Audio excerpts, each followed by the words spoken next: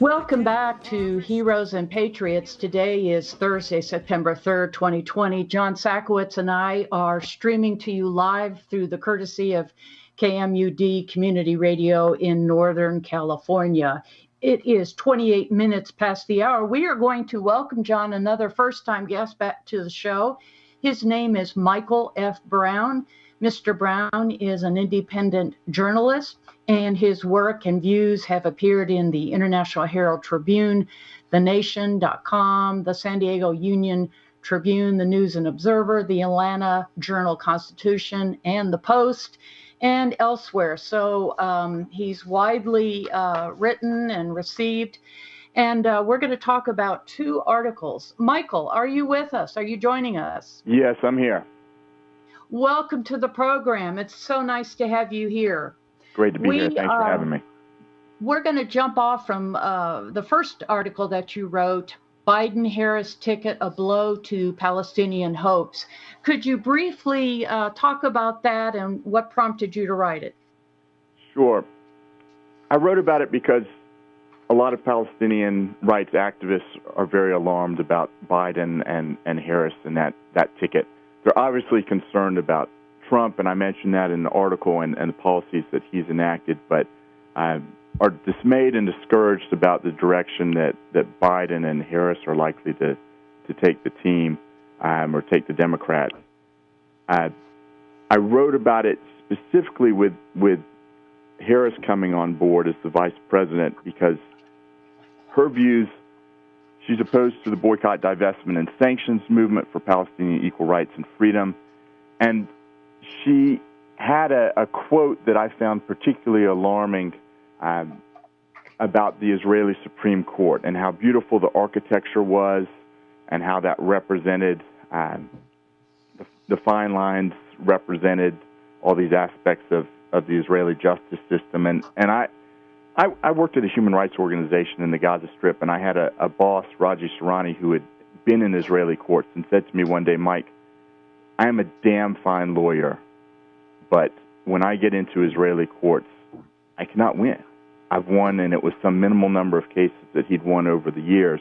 And that made an impression on me as a young man. This was 20 years ago, back in my late 20s or early 30s. And when I saw Harris saying that, I thought that she's missing the point of the tremendous discrimination that takes place in those courtrooms against Palestinians. And I thought it was important to convey that to readers. There's also a bit in there about her work as a child and how proud she is of it now with the Jewish National Fund, with the little boxes raising money to grow trees in Israel and sometimes in the occupied West Bank, where many of those have been built over the remnants of Palestinian villages that were destroyed in the 1948 Nakba, or catastrophe for Palestinians, that's too rarely understood by Americans. And so I wanted to convey that sort of whitewashing of history that she's responsible for as well. Michael, a lot of we're broadcasting here from Northern California, rural Northern California, I might add. And a lot of people might say to themselves, really, why should I care about Israel? What does it have to do with anything? What does it have to do with my life?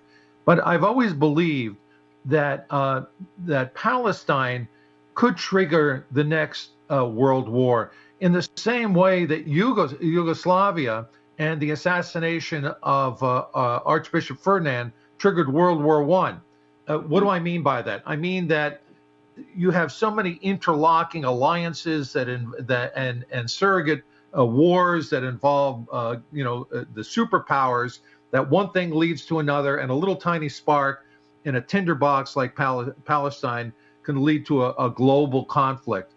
Do you agree with that? I think it's possible. There's so much strong religious sentiment that goes into the region, of course, with Judaism, Christianity, and Islam, that sentiments run very high when you start to discuss this issue. And for that reason, and you may have experienced this too, that sometimes when the subject comes up, sort of out of the blue informally at a dinner party or wherever it may be, although we have few of those these days. People oftentimes tread very delicately because they don't know where other people are coming from on this issue. Right. And so the viewpoints that people hold can be extraordinarily strong, and you never know when you'll run into that. I grew up in North Carolina, and it really made a very strong impression on me in the early 90s when I went to the Gaza Strip, because so much of what I saw differed from what I read in mainstream newspapers. And we like to talk a lot about Southern hospitality and that sort of thing, but when I was in Gaza, the hospitality that was extended to me was extraordinary, where people went out of their way consistently to help make things easier for me to address issues that might pop up in my daily life of trying to get around Gaza. And that made a strong impression. I actually worked first at the Gaza Community Mental Health Program in 1993, and I remember Dr. Iyad Siraj, the psychiatrist there, saying to me, "So, what can you do for us? You're 24 years old. You've got an undergraduate degree." I hadn't been to grad school at that point. And I said, and it bears out today, I'll be a goodwill ambassador when I get back to the U.S., and I've got good writing skills, and I can help you address some of these concerns that you have.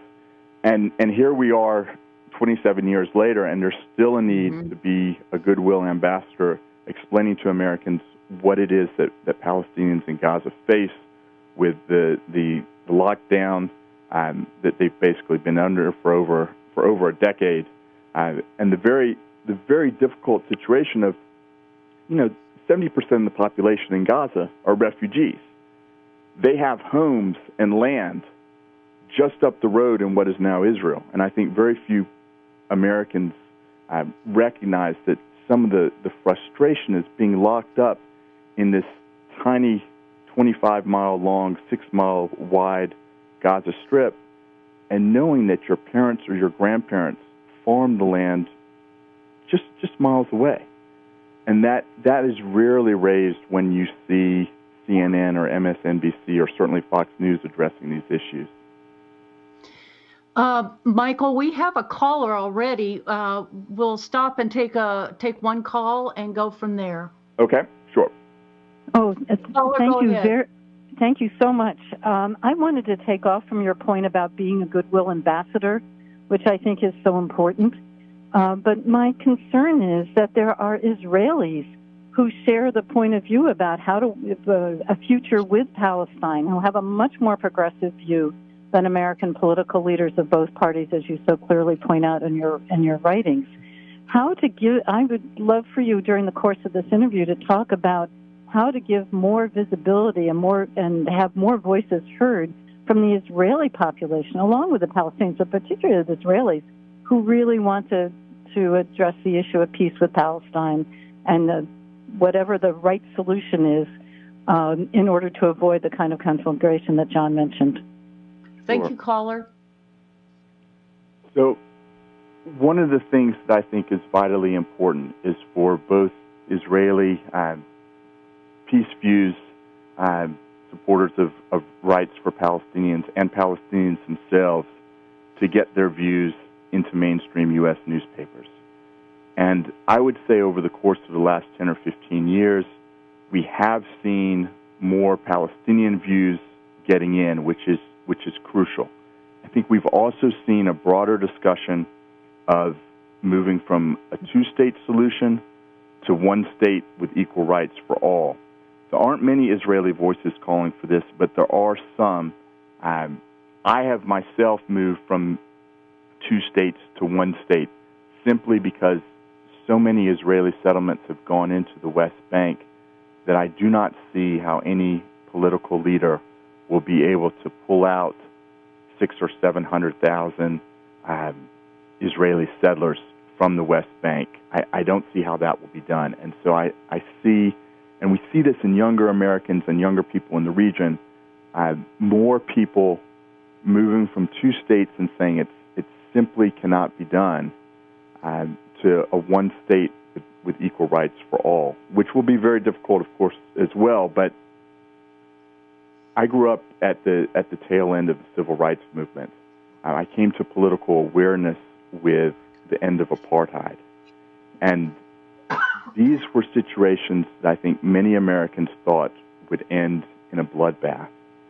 And yet equal rights, or some greater semblance of them, have been secured both in the American South and in South Africa. And I think present a way forward as we look at Israel and Palestine as a different option that our politicians need to be more aware of. You see in the Democratic platform, though, that Israel will be Jewish and democratic in the way that we would never say that the U.S. will be a white Christian and democratic state. We recognize instantly how that sentiment implicitly works against real forms of democracy. And yet it's right there in the Democratic platform. And Republicans, of course, use very similar language that I think we need to consider as we think about Palestinians living second-class lives in Israel and in the West Bank. In the West Bank, Human Rights Watch has said it's a two-tier legal system. Palestinians live an inferior legal existence in the West Bank, and I think that's unacceptable for many people there, for almost everybody there, and certainly Americans view it as unacceptable when they are presented with the reality of two-tier legal systems. Michael, we have the Black Lives Matter discussion going on in the United States right now, and rightfully so. There's the expectation and the hope that our history books will be rewritten to reflect the fact that the United States was based on racism. It was founded on racism and slavery. It can't be any other way. Isn't it true that there's real anti-Palestinian racism in Israel? That Israel is a discriminatory, ethno-nationalistic state, and that racism is as real in Palestine as apartheid was in South Africa or Jim Crow was in the American South?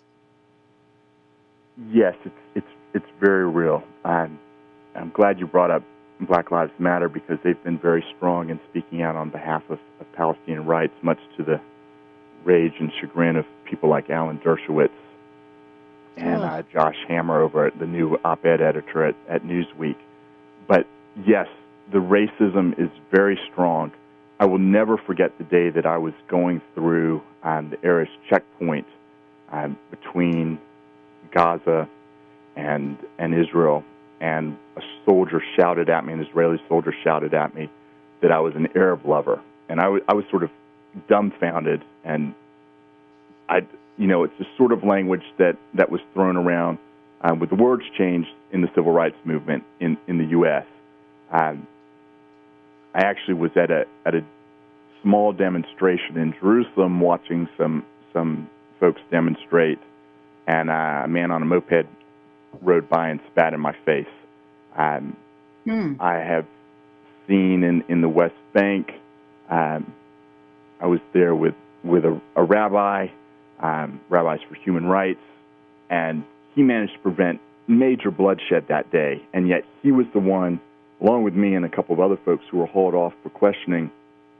I had been accosted by a settler with his hand on his pistol, and yet we were the ones nonviolently there as a presence who were taken in for questioning that day. And well, Michael, we thank you for bringing this to the attention of us. And you made a point. You said when you visited Gaza the first time, it wasn't what you thought it was.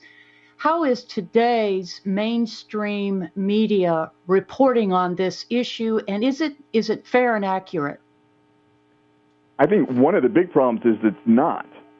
It's simply not reporting on how grim the situation is. A bit more recently now that COVID-19 has got into the Gaza Strip, and there's a real fear that it could rip through the refugee camps there. But the siege that Gaza has been under has received very little attention the routine nighttime bombings that take place there receive very little attention. And what I've noticed most is when Gaza is in the news, say in 2008, 2009, 2012, and again in 2014 with the massive Israeli attacks, is you first have on the cable news networks the Israeli spokespeople that get to present their narrative on why this is taking place and why it's taking place now. And Palestinian voices are only worked in several days later after that narrative has been established. Wow. And what I would like to see going forward is right away from cable news a stronger balance so that Palestinian voices are in there and can say what their concerns are so that by the time they get in, the narrative has not been established. And the same goes for the New York Times and the Washington Post. Right. Michael, just as you say, there almost seems to be a tacit agreement in the American press, not just on cable news, but in all media, that there's going to be a real, and again, this is tacit, this is implied, a real pro-Israel bias and a real anti-Palestinian bias. It seems to me that the RNC and the DNC have behind the scenes, behind closed doors, almost come to the same agreement: pro-Israel, anti-Palestinian. Is that just me being my usual paranoid self, or do you think there's something to that?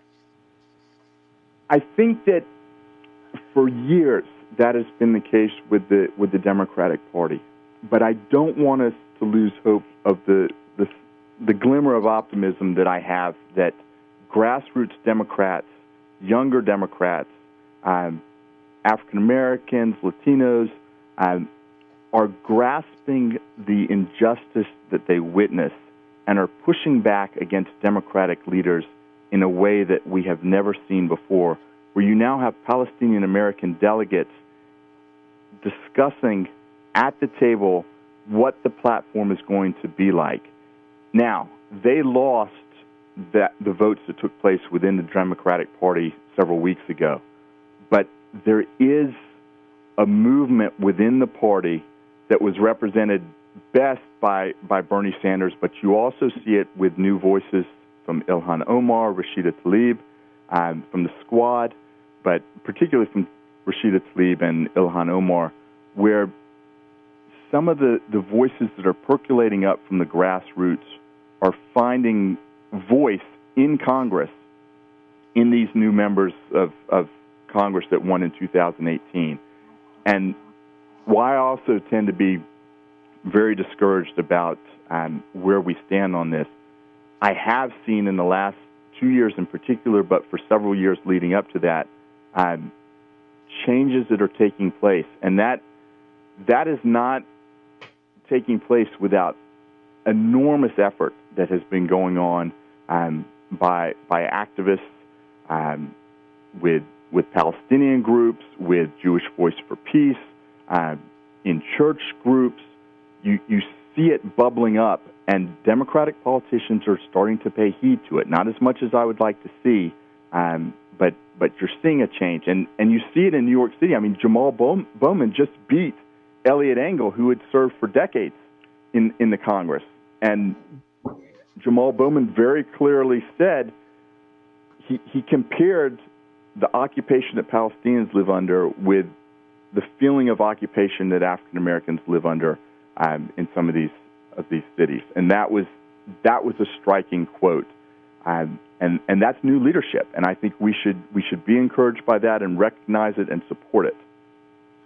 You know, you mentioned the peace movement in Israel, and I hope you'll talk about that a little bit, because it's very real in Israel. It's very big.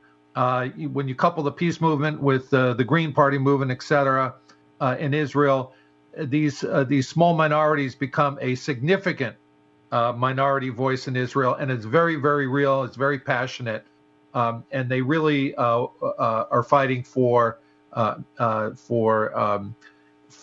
civil rights for their Palestinian neighbors.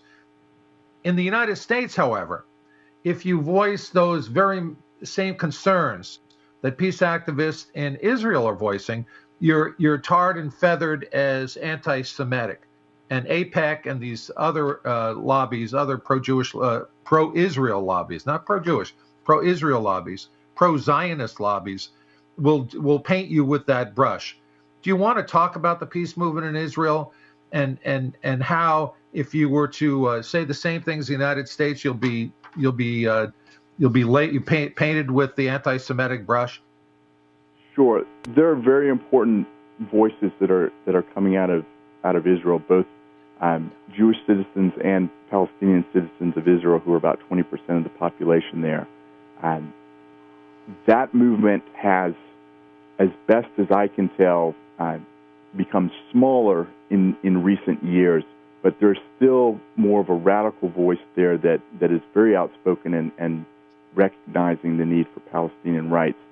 I want to also address the issue of charges of anti-Semitism against people who simply believe in equal rights for Palestinians and Jews in the region, which I think is a terrible charge to have made at people, but it is regularly leveled, and I think it has, in many instances, scared people that would have come from, say, the movement against apartheid or the movements in Central America, where people were concerned about death squad activity in El Salvador and right. Guatemala, who would have been inclined to move in the direction of Palestinian rights and may indeed have moved in that direction, and rather than being patted on the back for their human rights concerns on behalf of Palestinians, have faced vitriolic attacks that have charged that they're anti-Semitic.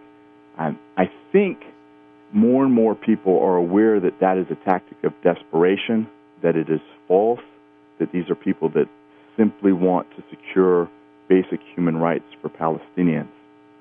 But it still holds some sway, I think, particularly among members of Congress who are reluctant to touch these issues. But it's changing. But again, it's very painful to go through that. And AIPAC is pretty effective. They're pretty formidable. It's been very formidable. But I do think that it's receiving more pushback. And people are pushing back and saying, no, in fact, you are the one that is engaged in terrible anti-Palestinian racism, and making the case that there's discrimination against Palestinians and that it's wrong-headed to put a charge of this nature against people that support freedom and equal rights for Palestinians. And I think that is beginning to gain ground, especially in the Democratic Party. The Republican Party has enormous issues. It's interesting to look at it that back in the late 80s, it was seen as the Republicans may be a bit more ahead of the Democrats in terms of trying to push forward with peace for Palestinians. But now that's simply not the case. The state of the Republican Party on the issue is abysmal and really discouraging. It goes to my point that human rights in Palestine is human rights in the Jim Crow South, is human rights in apartheid South Africa, is human rights in China. It's if you're pro human rights, you're pro human rights everywhere. You can't be selective about it. Right, and I think the students are getting that more than anybody else. Student movements are becoming stronger, and it's gratifying to see it. When I was in school back in the late 80s, it seemed as though it was very slim, and that was in the midst of the first Intifada, and there was some beginning to address it, but not nearly on the scale that students today address these issues. So I do take hope from the younger demographic that is way ahead of other groups on this issue. But there are activists that have been on other issues for many decades that are moving in that direction, and we need to continue to encourage that. Let's talk about the recent agreement that Trump is talking about as being one of the reasons to vote for him. That he's somehow a peace broker. This agreement between the United Arab Emirates States, the UAE, and Israel. Is it meaningful, or is it just all smoke and mirrors? I think there's a lot of smoke and mirrors there. I do think that there has been some movement, particularly in the Gulf states, toward getting closer to Israel. But it is to Palestinians on the ground dismaying that this peace has been made separate from a peace for Palestinians, where there's a real sense of abandonment that several of these states have continued to stand with the Palestinians and press for their rights, and that is fast slipping away, and a worry that there may be other states as well. I don't think anybody is saying that they don't want peace with Israel and the wider region. They're simply saying that Palestinians should come first, being the ones that are most deadly affected by occupation. Michael, we have about 4 minutes, and I did want you to comment on your second article about an ex-general appointed by Trump. This also came out first week in August, and he was in Gaza with the Israeli army. Could you, in the last few minutes, just comment briefly on that article and what has happened since? Yeah, and this guy is the number 3 guy in the Department of Defense with deep Israeli ties. I think this is very important. So this is not fully established, but I became concerned because the general was saying that he had been in the Gaza Strip, and that simply could not have taken place unless there is a lot more that is going on that we are unaware of. I think it was hyperbole. I tried to get further clarity on the issue and was unable to. I have not seen any further statement that it was a misstatement on the general's part, but it does seem to me that it would be the sort of thing that Fox News should retract, but is unlikely to. And we see this within the Republican Party. I want to just touch very briefly on another article that I wrote that I think you want to talk about, Marjorie Taylor Greene with QAnon. Right. I got into her, and it is they say it's like going down a rabbit hole. It's remarkable where she's coming from. I got into it because of her pro-Israel statements, but this is somebody who is a backer of the QAnon conspiracy theory that the country is run by a cabal of Democrats who are pedophiles and engaged in cannibalistic behavior. And it's bizarre. It is absolutely bizarre. And yet, when you look at it and you read the Facebook numbers, you learn that there are hundreds of thousands, if not millions of Americans who believe to a greater or lesser extent in this conspiracy. And I find it extremely alarming, particularly because Greene is on the verge of winning her congressional seat in Northwest Georgia. She's going to win. Joe Ray Perkins, who's running for Senate in Oregon, is likely to lose. Lauren Boebert in Colorado has voiced some mild support for QAnon, and it appears she's going to win. But Trump has come out and said basically that he likes these people.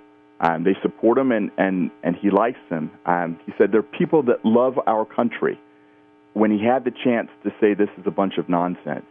And so what I am seeing from the conspiracy theories of Marjorie Taylor Greene, it links up with racist views that she holds against African Americans. Virulent Michael, we have about Islamic 45 views. seconds. I want you to direct people to your writings. Where can they learn more about you personally, but also some of the great articles that you've been writing? So we can be found at electronicintifada.net.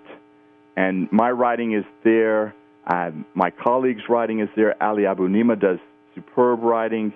I have other colleagues that are writing there that I would encourage people to check out. Very easily found at electronicintifada.net. And I think you'll probably have something to that effect up on the website if people want to further explore these issues. Correct. Michael, we need to say goodbye, but it's been a delight to have you, and we do want you back. We've been speaking with Michael F. Brown, who is an independent journalist. Thank you, Michael. Thanks very much for having me. 30 minutes goes very quickly.